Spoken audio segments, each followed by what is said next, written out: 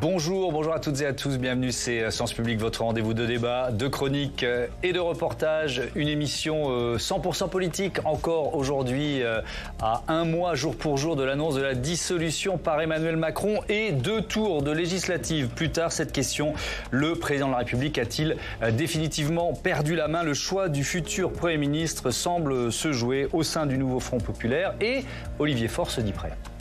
Dans l'histoire des socialistes, toutes celles et ceux qui m'ont précédé dans la fonction que j'occupe aujourd'hui l'ont fait par sens à la fois du devoir et par envie de servir le pays. J'y suis donc prêt dans les mêmes conditions. Je suis prêt à assumer cette fonction. Au NFP, c'est un bras de fer entre le Parti socialiste et la France insoumise pour proposer un Premier ministre.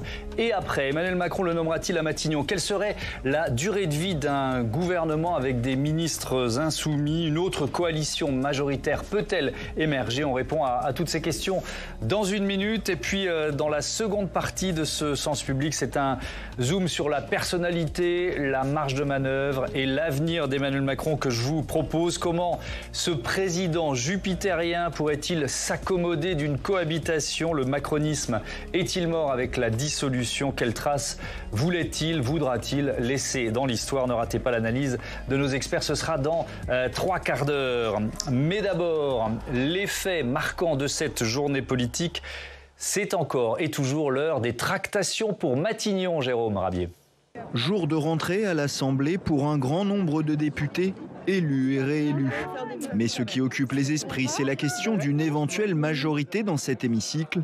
Pour les Insoumis, groupe le plus nombreux du nouveau Front populaire, Emmanuel Macron doit confier les rênes du pays au bloc de gauche. Monsieur Attal a été battu 3 fois aux élections, il doit donc s'en aller. Et nous exigeons qu'Emmanuel Macron respecte le vote populaire en choisissant de nommer un Premier ministre ou une Première ministre qui serait issue du nouveau Front populaire. Reste à s'entendre sur la personne pour piloter cet éventuel gouvernement NFP. Comme de nombreux autres avant lui, le patron du PS, Olivier Faure, s'est positionné aujourd'hui. Je suis prêt à assumer cette fonction, mais j'ajoute un codicile, ce sera dans le dialogue avec nos partenaires. Je ne suis pas d'accord pour que quiconque impose à qui que ce soit son point de vue. Les discussions se poursuivent à gauche pour trouver la meilleure formule pour désigner le candidat à Matignon, mais aussi le reste du gouvernement et les postes clés de l'Assemblée, dont la présidence. L'ancienne titulaire du poste, Yaël Braun-Pivet, rêve de son côté d'une alliance différente. Si nous construisons une alliance programmatique sur une année, sur 18 mois, avec les centristes, l'UDI et les Républicains, nous sommes capables de représenter une autre force politique alternative. Mais pour l'instant, personne ne répond officiellement à cet appel. Si certains pourraient être tentés du côté de la droite, les ténors à l'Assemblée comme au Sénat répètent la ligne donnée dès dimanche soir. Nous sommes allés devant les électeurs avec une ligne d'autonomie, d'indépendance. Ce sera notre ligne. Nous jugerons les textes en fonction de l'intérêt supérieur de la nation et de nos convictions. En revanche, les Républicains pourraient rapidement changer de nom pour effacer l'image donnée ces dernières semaines avec le départ de leur président, Éric Ciotti, du côté du Rassemblement national. Qui va gagner ce bras de fer pour Matignon? On en débat avec Franck Morel. Bonsoir, bienvenue. Vous êtes avocat associé chez Flichy-Granger, ancien conseiller social d'Édouard Philippe à Matignon et de plusieurs ministres et expert à l'Institut Montaigne. J'accueille également la journaliste politique Rachel Gara-Valcarcel. Bonsoir, bienvenue à vous. Heureux de vous accueillir de nouveau. Richard Verly, bonsoir et bienvenue. Bonsoir. Vous êtes correspondant France-Europe pour le média suisse Blick et vous publiez avec François d'Alençon ce livre Le bal des illusions, paru chez Grasset et Tam Tranui. Bonsoir Tam, éditorialiste politique, est à mes côtés et c'est toujours du bonheur. Bienvenue à vous. Alors, le mot qui pour moi et pour d'autres symbolisait la journée d'hier, c'était brouillard. Et aujourd'hui, je suis toujours météorologue, c'est brouillard persistant. Franck Morel, on n'est pas prêt d'en sortir d'après vous de ce brouillard? Ça risque de prendre quelques semaines probablement. Aujourd'hui, on est dans une première phase, on va raisonner comme ça, en phases différentes. Nous sommes dans une première phase où chacun un peu affirme ses positions. Alors, on peut se poser un certain nombre de questions si on compare la posture très guerrière du nouveau Front populaire et l'arithmétique. Mais au-delà de ce simple constat, on peut essayer d'interpréter justement cette posture guerrière au regard de cette confrontation à l'arithmétique, en se disant que, conscient probablement du fait qu'un gouvernement monocolore, Nouveau Front Populaire, comportant des ministres LFI, serait probablement immédiatement censuré, ils ont quand même sans doute probablement des gages à donner dans un premier temps à leur électorat, pour montrer qu'ils ont quand même tenté le coup. On ne peut pas abandonner l'hypothèse tout de suite. Qu'ils ont tenté le coup et qu'ils ont essayé effectivement d'aller jusqu'au bout. Si on compare aux précédentes situations de majorité relative, on est quand même dans une situation radicalement différente, pour plusieurs raisons.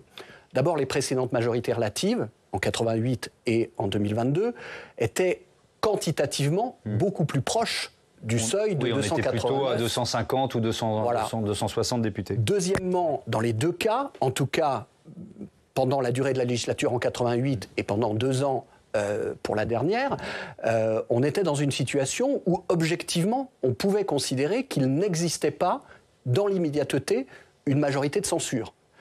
Ce serait forcément le cas avec un gouvernement monocolore NFP.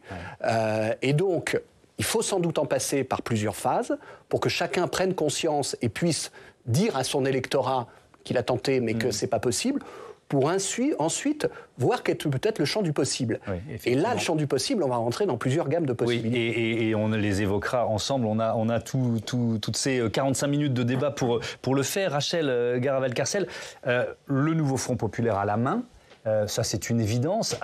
Mais il y a plusieurs mains, quoi, si je suis un peu simplificateur. C'est-à-dire que... et surtout 2 mains plus fortes, le Parti Socialiste et LFI. Le bras de fer, il est là, très clairement.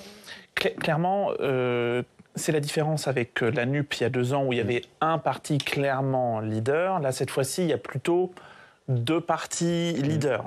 C'est pour ça d'ailleurs qu'il y a aussi des tractations pour créer éventuellement un groupe écolo et communiste qui pourrait servir de zone tampon, si je puis dire, entre les deux, et surtout peser, parce qu'il pourrait peser plus de 50 sièges. Oui. Donc effectivement, il y a une lutte là-dessus.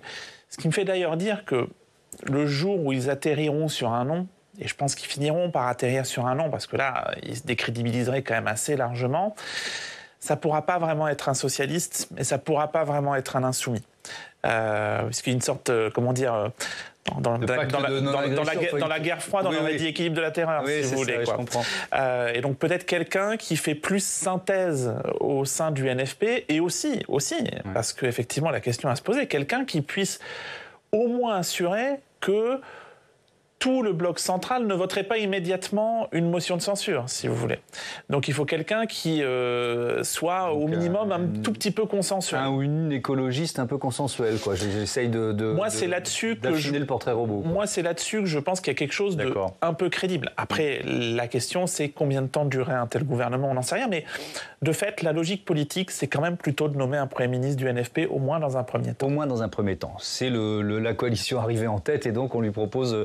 le pouvoir. Alors, Richard Verly, ce qui est quand même intéressant, c'est que depuis un mois, on est à un mois jour pour jour après la dissolution, on peut dire qu'Emmanuel Macron n'a pas maîtrisé grand-chose. Là, est-ce qu'il reprend un peu la main quand même, d'une certaine façon, avec le résultat de dimanche, ou pas du tout? Écoutez, s'il la reprend, moi, je ne vois pas comment. Oui. Alors, ce qu'on nous dit du côté de l'Élysée, quand on parle à des conseillers, c'est qu'effectivement, il reste à la manœuvre. Donc, la manière de parler, c'est de dire qu'il n'est pas du tout attentiste, qu'il travaille à une solution et que cette solution pourrait nous surprendre. Mais vu ce qui s'est passé ces dernières semaines, les surprises ont fini par un petit peu les redouter. Non, je crois que il faudrait peut-être regarder ce qui se passe dans des régimes parlementaires plus habitués à former des coalitions, c'est-à-dire la plupart des pays européens qui entourent la France. La logique, encore une fois, ça a été dit, c'est que la coalition la plus visible, c'est-à-dire la coalition de gauche, qui en plus a l'avantage d'être victorieuse, ça lui donne quand même une vraie légitimité, elle travaille à un scénario. Alors les scénarios, il y en a plusieurs, y compris à gauche. Après tout, pourquoi pas un scénario qui reconstituerait en quelque sorte la gauche plurielle de Jospin, c'est-à-dire qui irait jusqu'à l'aile gauche de la Macronie.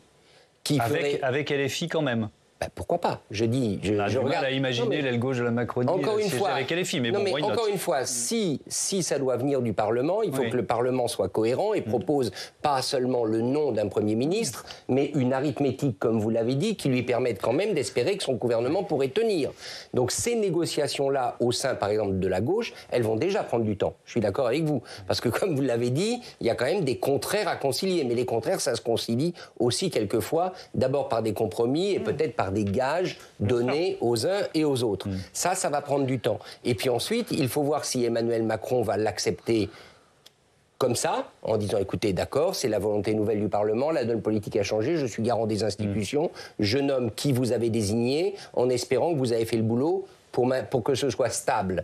Ou alors, Emmanuel Macron est dans une autre configuration, c'est qu'il estime avoir toujours son mot à dire, eu égard du fait que son camp politique, finalement, s'en est plutôt mieux tiré que prévu, et que la force macroniste représente encore quelque chose d'important au Parlement. Le plan B existe à ce moment-là, pour qu'il puisse prendre une telle décision. Vous savez, le plan, pas nécessairement. Il peut aussi renvoyer la copie, tel un professeur, renvoyer la copie à la gauche en disant « votre copie ne me satisfait pas », et à ce moment-là, il active l'autre côté qui va prendre à nouveau quelques semaines pour travailler sur un plan B. Effectivement, on ne voit pas un scénario qui ne prenne pas au moins de longues semaines. Tam ? Oui, Sacha Houlié a envoyé apparemment des messages pour essayer de fabriquer un nouveau groupe autour des sociodémocrates. L'aile gauche de la Macronie. Voilà, l'aile gauche de la Macronie, avec les Lyotte notamment, qu'il a essayé d'appeler avec lui. Vous voyez un groupe de ce style pouvoir travailler jusqu'à LFI ? Déjà, il faudrait que ce groupe se constitue. Ouais. Et ça, pour l'instant, on n'y est pas du tout. Mais pour rebondir sur ce qu'on vient de dire, on parle beaucoup de nos voisins européens qui ont des systèmes parlementaires proportionnels. Mais on n'est pas du tout dans cette situation-là. Moi, la situation à laquelle me fait penser la France, c'est celle du Canada, qui a un scrutin majoritaire à un tour seulement, et où il arrive régulièrement qu'un parti n'ait pas de majorité absolue. Et là, on parle de gouvernement minoritaire, c'est le mot utilisé, et le parti arrivé en tête gouverne avec, comment dire, l'abstention d'une certaine manière d'une partie des oppositions jusqu'à ce que ça devienne insupportable. Et là, ils font tomber le gouvernement au bout d'un an et demi, parfois quelques mois. Mais on peut déjà imaginer, allez, moi je vais lancer, le nouveau Front populaire trouve un Premier ministre, Emmanuel Macron donne Matignon, il y a un gouvernement, etc. On se projette. Première réforme, on sort de la réforme des retraites. Ici, on est au Sénat. Je pense que le Sénat fera tout son travail pour empêcher cette réforme. Enfin, vous voyez dans quel mécanisme grippé on va rentrer. Ça ira même plus vite. À mon avis, si on a un gouvernement monocolore nouveau Front populaire, il sera, avec LFI dedans, il sera tout de suite censuré très rapidement. À l'Assemblée. Sauf s'il n'y a pas de session. Oui, sauf s'il n'y a pas de session, effectivement. Mais en tout cas, dès que ça sera possible, il sera censuré très rapidement. Donc je pense que la question, elle va se poser, comme vous l'avez un peu présenté, en phases successives. C'est-à-dire, on va lever progressivement plusieurs hypothèses. D'ailleurs, si on fait la comparaison avec ce qui peut se passer dans des démocraties parlementaires proches de nous, le roi ou le président, selon les régimes, sollicite d'abord le responsable du parti qui est arrivé en tête, et puis quand il fait un tour de piste et qu'il n'y arrive pas, il passe au deuxième, et ainsi de suite. Et donc, on peut imaginer quelque chose dans ce goût-là, où d'abord, effectivement, la main, entre guillemets, si je fais un parallèle de jeu ludique, la main serait donnée à NFP, c'est-à-dire avec la tentative d'essayer quelque chose. Et ensuite, si NFP n'y arrive pas, ce qui est probable, si NFP, c'est NFP d'un seul bloc, eh bien, soit va être exploré le fait de demander à Renaissance, soit va être exploré un NFP sans son bloc le plus à gauche, sans LFI, pour dire les choses telles qu'elles sont. Voilà. Mais je pense qu'il faut en passer par des phases successives, parce que l'opinion regarde, l'électorat de chacun des deux blocs concernés, le bloc de gauche et le bloc central, regarde tout ça. Et il faut donner des gages. Chacun doit donner des gages à son électorat. Le bloc de gauche en donnant des gages par rapport à son programme, le bloc central en donnant des gages par rapport au refus de LFI et à la préservation des réformes qui ont été entreprises depuis 7 ans. Et donc chacun... Alors ça peut être contradictoire, parce que donner des gages à LFI, c'est très dur sur la réforme des retraites. Donner des gages sur les réformes entreprises depuis 16 ans, c'est de dire on va tout faire pour préserver la réforme des retraites. Donc ça ne va pas être simple. Je vous redonne la parole tout de suite, mais je vous propose d'écouter, on va les enchaîner, deux réactions de leaders du nouveau Front populaire. D'abord, l'écologiste Yannick Jadot qui demande du temps, on était ce matin sur TF1.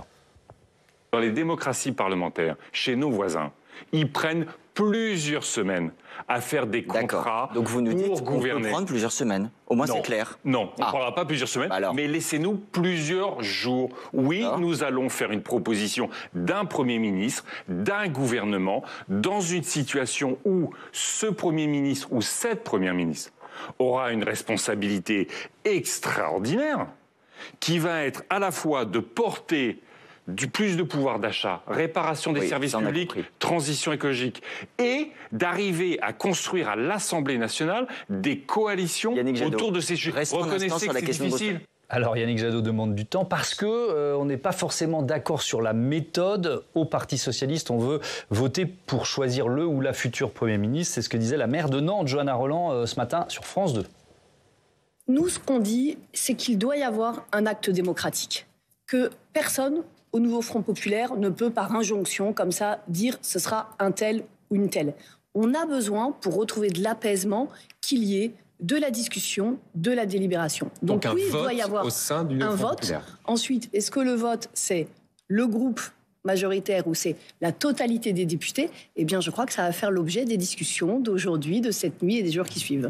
Alors, j'ai une question générale que je vous pose à tous les deux. Je commence avec vous, Richard. Ce nouveau Front populaire, j'ai bien compris qu'il y a une attente très importante et que le premier parti qui dira « ça marche pas, on arrête » sera jugé comme celui qui aura tout fait capoter. Mais est-ce que vous le pensez suffisamment solide pour résister à ce à quoi on assiste? C'est-à-dire ces tractations, ces oppositions sur la méthode, sans parler des divergences sur le fond. Richard Verly, pour commencer.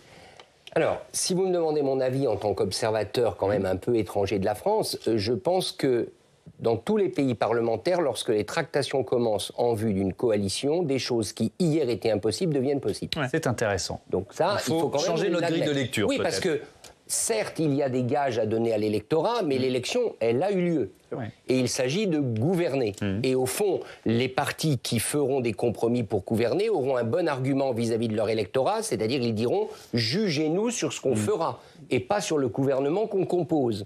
Donc moi, je m'attends à des surprises. C'est pour ça que quand vous dites LFI impossible, pour moi, en tant qu'observateur, ce n'est pas impossible. Ça dépend, encore une fois, de la composition et des tractations. La deuxième chose, c'est qu'il y a quand même une complication particulière de la France par rapport au Canada ou à d'autres pays parlementaires, c'est le président et Emmanuel Macron. C'est-à-dire que dans les pays parlementaires, le roi d'Angleterre, il n'a rien à dire. Oui. Le roi des Belges, il n'a rien à dire. Il constate que M. X ne parvient pas à former une coalition, donc il s'adresse à M. Y, patron du deuxième parti, ou à Mme W. En revanche, là, Emmanuel Macron, il a quand même un mot à dire, et par tempérament, on a de la peine à imaginer qu'il ne le dise pas. Donc ça veut dire que c'est un processus en deux étapes. Il faut d'abord s'entendre, ça c'est le travail d'une coalition classique, et ensuite il faut que ça soit acceptable aux yeux d'un président qui, lui, aura des exigences liées à son statut et à ses prérogatives, et semble-t-il n'a pas abandonné l'idée d'une certaine coloration politique. Donc ça devient alors là une pyramide très compliquée à monter. Alors même question, Rachel Garcel, sur la fragilité supposée de LFI, et peut-être que c'est une fausse idée. On sait bien, on connaît les contradictions du nouveau Front populaire. Seulement, il est arrivé dimanche quelque chose qu'on n'avait pas tout à fait anticipé, c'est qu'il est en tête. Oui. Il a gagné les élections. Il n'est pas sûr qu'il puisse gouverner, mais il a gagné les élections. Donc ça va le souder au moins un petit moment. Je ne vois pas, par exemple, parce qu'on parle de quoi? On parle en fait d'un départ du Parti socialiste, en fait, ne nous cachons pas. Je ne vois pas le Parti socialiste qui va être, sinon devant, au moins à touche-touche avec LFI en termes de proportion, abandonner le premier bloc où il a quasiment la première place pour aller être un partenaire minoritaire des macronistes alliés avec LR, parce que sinon ça ne suffit pas, rappelons-le. Donc, certes, bien sûr, le NFP est fragile, mais enfin, cette autre coalition, elle est aussi extrêmement fragile. On y reviendra sur le camp présidentiel, il n'est pas beaucoup plus en forme. Sa stratégie a été validée par le résultat des élections. Donc, pourquoi ils iraient aujourd'hui signer un contrat? Parce qu'il y a une option pour que, je dis tout à l'heure, le NFP à la main. Sauf si demain, Ensemble et LR nous disent, écoutez, on a un contrat, on a plus de députés que le NFP. Là, il y aurait une logique politique à leur donner la main. Mais ça ne sera pas le cas. En tout cas, pas dans un premier temps. Parce que je reviens là-dessus, il y aura des étapes. Un mot encore là-dessus. Ce qui va être intéressant de regarder dans les différentes gammes de couleurs qui vont pouvoir s'exprimer une fois qu'on va commencer à percevoir les possibilités d'atterrissage, c'est qu'on a toute une série de possibilités quand même qui s'offrent aux différentes tendances politiques. On peut avoir une première possibilité qui consiste à participer de manière pleine et entière à une majorité et à un gouvernement. On peut avoir une possibilité qui consiste à soutenir sans participer. Ce qu'on a connu je crois, c'était les communistes, je crois, en 88 par exemple. Oui. Il me semble. Alors, il s'était engagé à ne pas voter de motion de censure. Voilà. Et puis troisième possibilité, voilà, donc c'était plutôt cette troisième possibilité. Troisième possibilité, un pacte de non-agression, entre guillemets, c'est-à-dire un non-soutien, une non-participation, mais une non-censure. Ce qui était la situation de LR pendant les 2 années qu'on vient de connaître, jusqu'à il y a peu. Et donc, peut-être que dans la négociation, en tout cas dans les discussions pour l'instant, qui peuvent commencer à s'engager, on va être amené à regarder ces 3 possibilités. Et il n'est pas impossible, et c'est même sans doute probable, compte tenu de l'arithmétique extrêmement complexe liée à la composition actuelle de l'Assemblée, que le point d'arrivée ne soit pas un point d'arrivée qui aboutisse à une majorité de soutien de 289 députés, mais à une majorité relative très costaud, enfin la plus costaud possible, avec une non-agression de la part d'un nombre suffisant de parlementaires. Voilà, alors on a tous notre machine à calculer, là, on fait de l'arithmétique, puisque dans toutes les familles politiques, on attend de savoir précisément où vont siéger les députés élus ce dimanche. On vous explique tout ça avec Samia Dechir, qui va nous rejoindre. Bonsoir Sama, bienvenue, puisque on le sait depuis hier, les nouveaux députés, pour ceux qui n'ont pas été réélus évidemment, découvrent l'Assemblée. À partir de quand vont-ils siéger? On fait le calendrier là. Alors ils vont siéger à partir du 18 juillet. Alors pourquoi le 18? Tout simplement parce que c'est la Constitution qu'il prévoit dans son article 12. Article qui dit qu'une Assemblée nouvellement élue doit se réunir le 2e jeudi qui suit son élection. Et si elle se réunit en dehors d'une session ordinaire, ce qui est le cas, puisque le 18 juillet, normalement, c'est les vacances parlementaires, donc pas de vacances pour les députés. Et la session qui s'ouvre, elle va devoir durer 15 jours. Que va-t-il se passer durant ces 15 jours? Alors, le 18 juillet, les députés, ils vont commencer par élire le ou la présidente de l'Assemblée nationale. C'est un poste qui était jusqu'ici occupé par la députée Renaissance, Yaël Braun-Pivet, qui a fait savoir ce matin qu'elle était candidate à sa propre succession. Sauf que pour être élue, eh bien, il faut être choisi par une majorité de députés, et le nouveau Front populaire va lui-même présenter un ou une candidate, on ne sait pas encore qui, mais l'écologiste Sandrine Rousseau ne l'exclut pas, regardez. Est-ce que vous pourriez être présidente ou candidate à la présidence de l'Assemblée nationale? Oui, avec plaisir. Et pourquoi pas Une femme. Pas. Et franchement, c'était une femme présidente. Je pense que je respecterais bien plus les équilibres démocratiques que ça n'a été fait jusqu'à présent. Alors ce jour-là, il faudra aussi composer les différents groupes politiques. Oui, et ce sera fait le même jour, le 18 juillet. Pour pouvoir composer un groupe politique, il faut au minimum 15 députés et chaque groupe devra déclarer ce jour-là s'il siège ou non dans l'opposition. Alors vous l'avez dit un peu tout à l'heure Thomas, dans cette configuration inédite, on ne sait pas encore vraiment qui va siéger avec qui avec précision. Pour le camp de la majorité présidentielle, par exemple, Sacha Houlié, qui représente l'aile gauche, n'exclut pas de former son propre groupe social-démocrate. Au nouveau Front populaire, on ne sait pas encore non plus définitivement, par exemple, avec qui vont siéger les députés qui sont en rupture avec la France insoumise, comme Clémentine Autain, par exemple. Et ces groupes, c'est aussi ce qui va déterminer la répartition des postes importants à l'Assemblée. Oui, ils sont en fait distribués en fonction du poids de chaque groupe. Ça va commencer dès le lendemain, le vendredi 19, avec la désignation du bureau de l'Assemblée, c'est-à-dire les vice-présidents, les questeurs, les secrétaires. Et puis, le lendemain, le 20 juillet, il y a encore une étape importante, c'est la répartition des députés dans les différentes commissions. Les commissions, c'est en quelque sorte des groupes de travail, les spécialités des différents députés, les finances, la défense, les affaires étrangères, il y en a 8 en tout.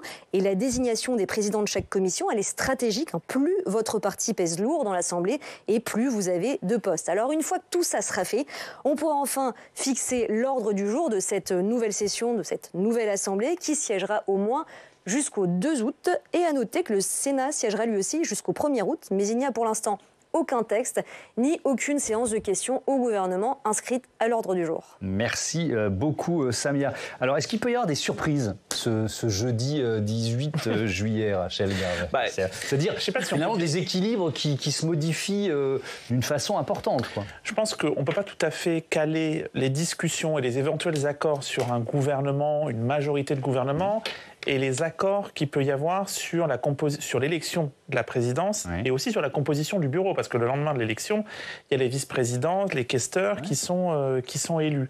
Il y a plusieurs partis de gauche qui, eux, ne veulent pas entendre parler de nouvelles vice-présidences RN, par exemple.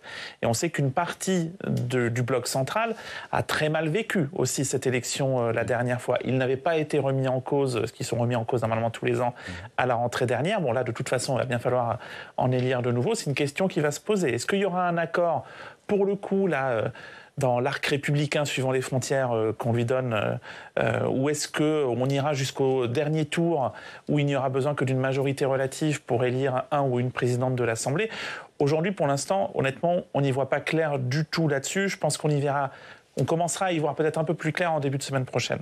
Franck Morel. Il peut y avoir des signaux de stratégie. Je vais prendre un exemple.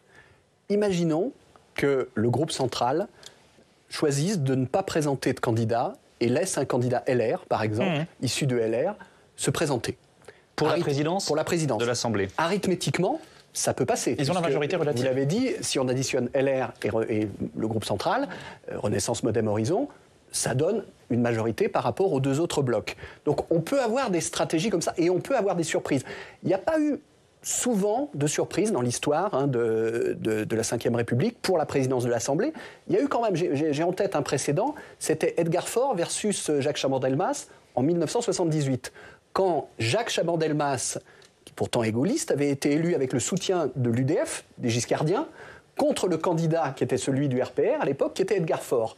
Et par le biais d'un jeu d'alliance, justement. Et donc, on peut avoir effectivement des surprises, et qui peut être signifiant, pas forcément, je suis d'accord avec vous, mais ça peut donner quand même un indice de signaux qui peuvent être envoyés. Qu'est-ce qui pourrait être dealé pour vous, qui pourrait justifier que le bloc central ne choisisse de ne pas présenter de candidat? Ça peut être des deals par rapport à des reconfigurations, justement, dans le cadre des discussions qui sont en cours. Ça peut être par rapport à... Il peut aussi en présenter un au premier tour et ne pas le présenter au deuxième. Enfin, voilà. Il y a des tractations en cours. Le Figaro nous apprend cette fin d'après-midi qu'il y a eu un rendez-vous secret entre Emmanuel Macron et Gérard Larcher, le président du Sénat, en fin d'après-midi. Évidemment, ça discute de tous les côtés. C'est pas une surprise. Richard Verly, je reviens à ce moment où chaque député finalement choisit dans quel groupe il siège. Est-ce qu'il ne faudrait pas attendre d'avoir cette clarification pour commencer à parler de coalition? Oui. Non mais je suis un peu volontairement naïf en disant ça, mais... Oui et non, parce que en fait, j'imagine que quand même les chefs des différentes formations politiques, notamment à gauche, je ne vois pas tellement comment au sein du nouveau Front Populaire ça pourrait bouger. Je ne vois pas, à moins que vous me contredisiez, qu'il y ait des députés. On sait combien le Parti Socialiste aura de députés. Par exemple, les fronteurs, les Insoumis vont aller où? Alors voilà, il y a les Insoumis. Quand même 5 ou 6. D'accord, mais est-ce que ça change l'équilibre du nouveau Front Populaire? Il n'est pas impossible que le PS soit devant LFI. C'est pas impossible. En récupérant tout dépend s'il y a un groupe Lyotte où il y avait des socialistes. Il y avait aussi un dissident socialiste qui a été élu à Dunkerque. Et puis, il n'est pas impossible qu'il y ait des insoumis qui quittent le groupe. Et je ne parle même pas de Clémentine Autain ou Alexis Corbière. Donc, il y a une petite incertitude. Favori, sans doute, LFI, mais il y a une petite incertitude en réalité. D'accord. Donc, ça voudrait dire qu'à ce moment-là, le Parti socialiste, j'imagine que c'est ça que vous voulez dire, devenant numéro 1 du nouveau Front Populaire, aurait encore plus la primauté ou la priorité pour nommer son candidat. Donc, Olivier Faure est ravi d'apprendre ce que vous venez de me dire. Non, mais c'est les calculs qu'ils font eux. Ils espèrent avoir autour de 70 députés. LFI aussi essaye d'avoir plus d'ultramarins que dans le précédent mandat. Pour l'instant, tout ça est flou. Sur le papier, LFI est devant pour l'instant, mais ça peut bouger.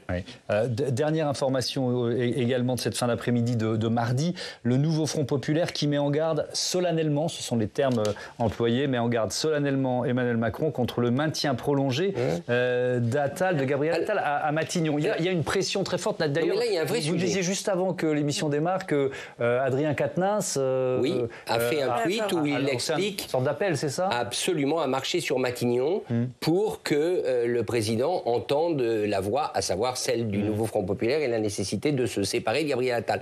Là, il y a quand même une nuance importante qui, j'avoue, m'avait échappé parce que je ne suis pas assez familier de ces matières constitutionnelles, c'est qu'Emmanuel Macron, vous l'avez sans doute déjà dit sur ce plateau, a refusé la démission de Gabriel Attal. Il ne l'a pas acceptée en le laissant en affaires courantes. Donc, j'accepte votre démission, mais nous avons un certain nombre d'affaires. Pour l'instant, vous restez en poste. Il l'a refusé. Et ça, politiquement, ça prouve bien ce que je disais, c'est qu'Emmanuel Macron veut continuer, malgré tout, d'imprimer sa marque sur une solution, alors que les électeurs lui ont quand même dit, lui ont quand même apporté un désaveu. Ça, c'est pas un bon signe quant à la capacité de faire une coalition ou de faire accepter par le président tout type de coalition. Il veut garder les cartes en main. La difficulté, c'est quand vous n'en avez plus, où est-ce que vous les trouvez? Effectivement. Voilà. Alors, on va continuer de parler du camp présidentiel, qui lui aussi, vous le disiez tout à l'heure, hein, est potentiellement fracturé, ou en tout cas peut-être plus fragile que le nouveau Front populaire. Mais on ne renonce pas à cette idée d'une alliance, de former un gouvernement. Écoutons Yaël Braun-Pivet, députée Renaissance des Yvelines, sur France Inter ce matin. Soit chacun se dit, moi je vais gouverner tout seul en représentant que 30% des gens, ce qui, d'un point de vue démocratique, est extrêmement problématique, soit nous parvenons à construire une feuille de route commune qui ne veut pas dire que nous sommes d'accord sur tout, qui ne veut pas dire que c'est un satisfecit sur tout ce qui a été fait auparavant, ça ne veut pas dire qu'on se marie pour les 20 prochaines années, mais on peut très bien se dire, pour un an, voilà ce que les Français nous ont dit. Pouvoir d'achat, sécurité, organisation de l'État, simplification. On prend 5 chantiers et on se dit, ces 5 chantiers, on les traite ensemble. Nous sommes capables, si nous construisons une alliance programmatique sur une année, sur 18 mois, avec les centristes, l'UDI et les Républicains, nous sommes capables de représenter une autre force politique alternative. Mais pour ça, Franck Morel, il faudrait déjà que les trois forces du camp présidentiel s'entendent. Or, on ne peut pas exactement dire ça des leaders, notamment un Édouard Philippe qui a coupé les amarres, on peut dire ça comme ça. Oui, qui a marqué sa position. Non, la situation du camp présidentiel, elle est assez paradoxale parce qu'elle est tout à la fois une situation incontournable et une situation de faiblesse, les deux à la fois. Une situation incontournable parce que, tout bêtement, elle se situe au centre de l'hémicycle, et compte tenu de l'arithmétique, on a beau tourner le truc dans tous les sens, aucune solution majoritaire, ou en tout cas qui n'est pas censurée, ne peut être trouvée sans que d'une manière ou d'une autre, le camp présidentiel soit dans la boucle. Ça, c'est le caractère incontournable. Mais en même temps, dans une situation de faiblesse, parce qu'effectivement, il a perdu beaucoup de députés par rapport à la situation antérieure, et la situation du président de la République est celle que l'on connaît, en ayant, qui plus est, déclenché la dissolution. Donc c'est très paradoxal, cette situation, et la manière peut-être de conjuguer ces deux dimensions, incontournable et faiblesse, c'est peut-être à un moment donné du processus que le camp présidentiel soit dans l'équation sans être à la tête de cette équation. C'est peut-être effectivement une manière de participerait à une coalition, mais pas de Premier ministre, etc. Vous partez du principe que le camp présidentiel, ce que vous appelez le camp présidentiel, c'est la coalition Ensemble, c'est-à-dire les députés élus sous le label Ensemble, donc 160, si je ne me trompe pas, ou à peu près. C'est ça. Voilà. Vous partez du principe qu'il va rester soudé. Moi, je n'en suis pas certain. C'était l'objet de ma question. Non, j'en suis pas du tout certain. Je pense qu'à un moment donné, une partie de ce camp, d'ailleurs c'est ce qu'induit un peu Yaël Braun-Pivet, il est clair que s'il y avait un basculement vers une majorité ou une tentative à droite, un certain nombre, vous citiez Sacha Houlié tout à l'heure, serait tenté de dire « je vais ailleurs ». Donc moi, je ne miserai pas sur l'unité du camp présidentiel aujourd'hui. Allez, il nous reste une dizaine de minutes, un peu plus, et je voudrais qu'on parle maintenant de la stratégie du Rassemblement national, ce coup de massue pris par le parti lepéniste ce dimanche. Jordan Bardella a endossé sa part de responsabilité. On commet toujours des erreurs, j'en ai commises, nous en avons commis, et je prends ma part aussi, ma part de responsabilité dans ce résultat. J'ai été le chef de file du Rassemblement national, à la fois aux européennes, mais aussi dans cette campagne, et donc j'assume ma part de responsabilité, tant dans la victoire aux élections européennes que dans la défaite d'hier. Tam, le Rassemblement national qui commence une sorte d'examen de conscience? Oui, c'est la gueule de bois, c'est le moment de l'inventaire, le lendemain de défaite, c'est dur et ça invite à la modestie. On a eu Marine Le Pen qui a eu beau parler de victoire, elle a aussi invité son parti à, je cite, faire le bilan de ce qui peut être incontestablement amélioré dans l'avenir. On vient d'entendre aussi Jordan Bardella reconnaître ses erreurs, assumer ses responsabilités. Petit acte de contrition donc, mais dans ces moments-là, généralement, c'est un fusible qu'on fait sauter. Et là, le fusible, il s'appelle Gilles Penel, le directeur général du Rassemblement national, devenu député européen. On nous dit du côté de RN que c'était prévu en raison de sa nouvelle charge de député européen. Rappelons quand même son ancienne charge. Il était responsable du plan Matignon, celui qui devait garantir de présenter 577 candidats fiables à l'Assemblée nationale. Et oui, rappelez-vous quand Jordan Bardella, c'était il y a 2 semaines, soit un siècle, quand Jordan Bardella disait « En 3 mots, nous sommes prêts ». Voilà, la suite, elle a montré plutôt que non, et que si la vitrine a été bien briquée, qu'elle était étincelante, l'arrière-boutique, elle, doit être entièrement revue du sol au plafond entre candidats xénophobes, racistes, antisémites, brillants d'incompétence ou inconnus au bataillon sans aucun ancrage territorial. Effectivement, on était loin de l'image donnée par les députés du Rassemblement national à l'Assemblée depuis 2 ans. Oui, ceux qui ont été élus en 2022, qui ont opté pour la stratégie de la cravate, qui sont si polis dans les couloirs du Palais Bourbon, qui ont réussi à s'assurer cette image de respectabilité quand le bruit et la fureur étaient du côté de LFI. L'image, elle était belle, elle était trompeuse. Rappelons que la réalité était bien plus compliquée que ça. Confère l'épisode de la sortie de Grégoire de Fournas, le fameux « qu'il retourne en Afrique » adressé à un député LFI. D'ailleurs, cet ex du bloc identitaire a échoué à se faire réélire dimanche dernier. Oui, il y avait eu quelques signes, notamment tous ceux que le Rassemblement national ne voulait pas trop voir prendre la parole, quoi. Exactement. Une élue Rassemblement national à qui on demandait benoîtement pourquoi elle ne parlait pas plus que ça dans l'hémicycle nous avait simplement répondu « Marine ne veut pas trop que je parle. » Donc derrière les Tanguy, Lavalette, Chenu, Odoul, Ballard rompus à l'exercice médiatique, combien de brebis galeuses, pour reprendre l'expression de Jordan Bardella, combien de brebis galeuses avaient déjà été élues? Nous avions constaté la semaine dernière d'ailleurs que peu de personnalités du RN étaient habilitées à parler dans l'entre-deux-tours. Trop peur de la sortie de route qui guettait même les plus aguerris d'entre eux. Le débat sur les binationaux n'a-t-il pas été mis sur la table par Sébastien Chenu? Et rappelons également qu'avant cette séquence, on avait vu tous ceux qui avaient été trop sûrs de l'emporter, de Jordan Bardella qui préparait déjà son gouvernement, à ses élus qui, en coulisses, se montraient déjà ivres de leur victoire à venir et se montraient presque menaçants. Bref, l'hubris du pouvoir par anticipation. Ils ont dégringolé de quelques étages. Bon, ok, l'heure est à l'autocritique, mais pour autant, le Rassemblement national n'a pas tout raté dans cette élection. Il ne faut pas noircir le trait. Exactement. Attention pour nous, observateurs, à ne pas analyser comme une capitulation en race campagne, ce qui est une défaite en demi-teinte. Le groupe RN sort très renforcé de cette élection. Il constitue la 3e force derrière le nouveau Front populaire et Ensemble. 3e force, comme au Parlement européen. Tiens donc, la pilule législative à peine avalée. On a vu Jordan Bardella, d'ailleurs, qui a été annoncé comme nouveau président du groupe des Patriotes pour l'Europe, nouveau groupe d'extrême droite imaginé par Viktor Orban au Parlement européen, un groupe qui s'est prononcé contre le soutien militaire à l'Ukraine, ouvertement russophile. Viktor Orban rentre tout juste d'un déplacement au Kremlin. Le groupe compte des parlementaires aussi fréquentables que Roberto Vanacci, personnalité hautement radioactive, nostalgique de Mussolini, spécialiste des sorties homophobes et racistes. On ne sait pas encore si Jordan Bardella voudra plaider l'erreur sur ce recrutement.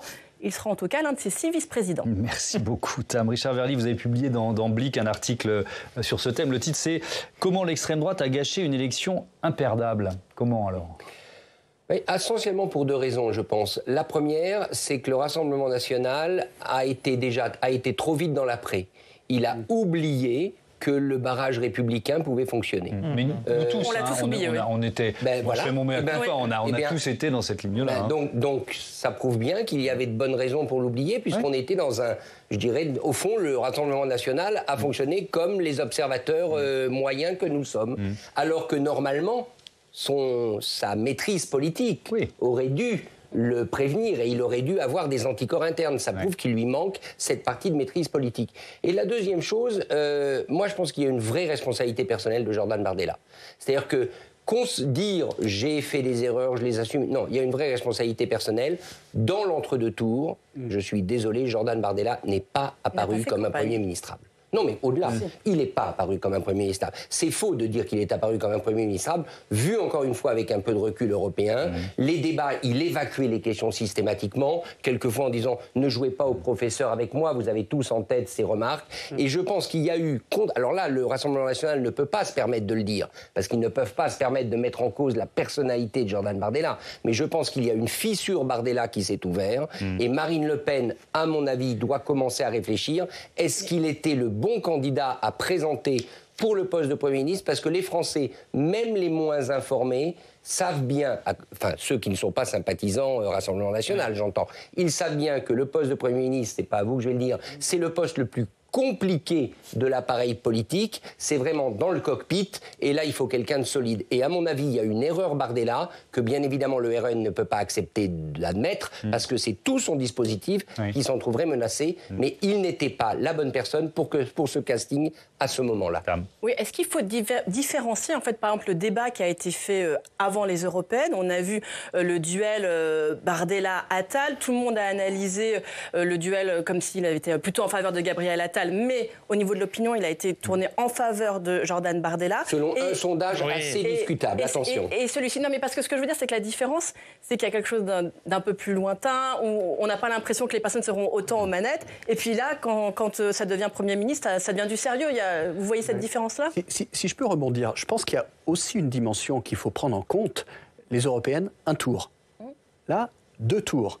Et, allez, on choisit, je vais me livrer une petite formule. Lionel Jospin, en 2002, avait oublié qu'il y avait un premier tour avant le deuxième tour. Et là, Jordan Bardella, en 2024, a oublié qu'il y avait un deuxième tour après le premier tour.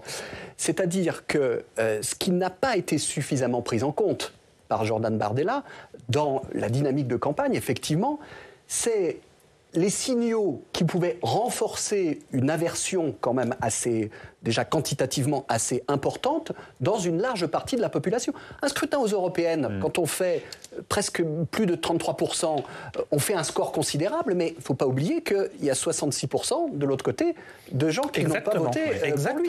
Et dans un scrutin à 2 tours, les 66%, on retrouve peut-être pas pile poil les 66%, mais enfin, plus la proportion de ces 66% est mobilisée par des signaux. Alors les signaux, ça a été quoi? Ça a été les candidats, vous l'avez dit. Oui, c'est-à-dire que la crédibilité gagnée en 2 ans d'Assemblée a été en partie gommée par ces candidats. Et qui a fait ressurgir un certain nombre de choses récurrentes sur l'extrême droite, justement. Ce musée des horreurs, entre guillemets, de candidats, a fait ressurgir un certain nombre de choses qui avaient été un peu laissées de côté pendant de nombreuses années et qui ont à nouveau alimenté la crainte. Dernière petite question sur l'avenir. Je vous donne cette information qui est l'une des infos de la journée sur le volet judiciaire. Une information judiciaire a été ouverte pour soupçon de financement illicite de la campagne de Marine Le Pen en 2022. Ça va être un feuilleton judiciaire certainement pour les prochaines années. Un autre feuilleton. Parce qu'il y en a plusieurs. Parce qu'il y en a plusieurs. Si on se projette là, il y a quand même, effectivement, je disais, ne noircissons pas trop le trait. Il y a quand même